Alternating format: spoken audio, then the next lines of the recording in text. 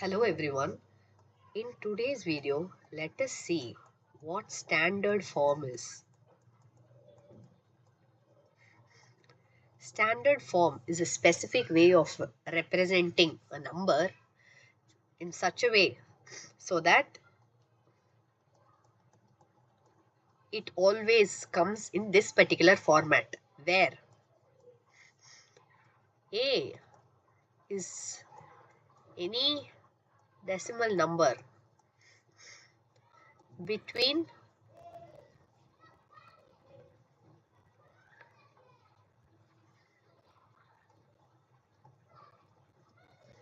1 and 10.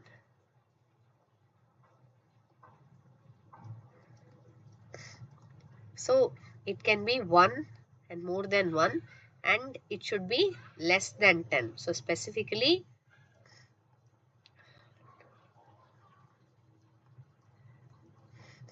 it can take up to 9.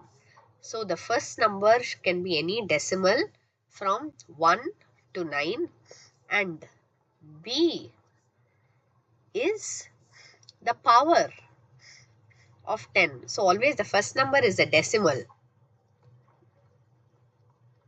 and the remaining should always be given as powers of 10.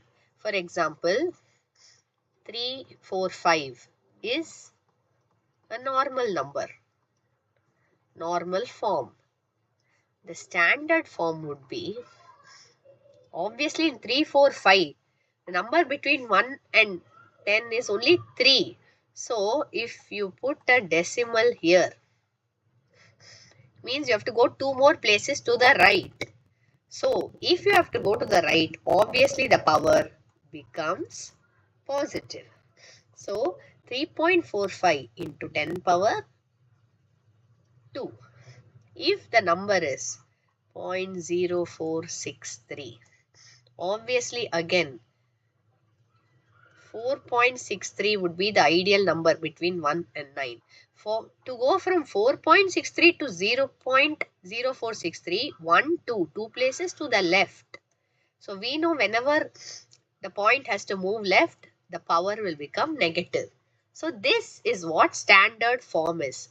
Let us understand how to use standard forms in simplifying simple arithmetic calculations. Let us try to do each of these 3 sums. Okay.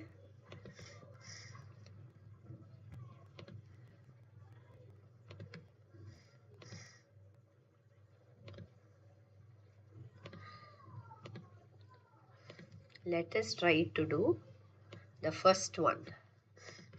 We have 5.6 into 10 power 5 plus 5.6 into 10 power 6. We see that both these individual numbers are in standard forms. We have to do their addition.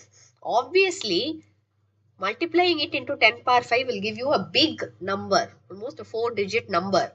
Adding those two, 4 or 5-digit number, may not be feasible at all. And that's not the optimal way to do it. So obviously we will factorize both places. Both the numbers have 5.6 and one number has 10 power 5, one number has 10 power 6. Normally the least number comes out. That way chances of making mistakes is greatly reduced. Although it is not wrong to take out 10 power 6, but taking out 10 power 5 is lot simpler. 5.6 into 10 power 5 comes out. From the first, we have taken out the entire number, which leaves us with a 1. From here, only a 10. 10 power 5 into what gives 10 power 6? Just 10 power 1. Only a 10 is left. That's all. A common mistake students make is, instead of the 1 here, they put a 0. It's not 0. If you put 0, then this number will not appear at all. So anything into 0 is 0. What into this gives this number? If that entire term is taken out, it doesn't mean nothing is there. There is a 1. That is always not explicitly written there. So it's a 1 and not a 0. Now 5.6 into 10 power 5 into 11. Now doing 56 into 11 is 616, one decimal. 61.6 into 10 power 5 is the final answer. But we have to give it in standard form. Standard form means 6.16. I'm shifting it one place back. Obviously, I have to make up for it by the power into 10 power 6. Okay, so this is the first one. Let us do 10 power 12 divided by 4 into 10 power 7. So 10 power 12 divided by 4 into 10 power 7.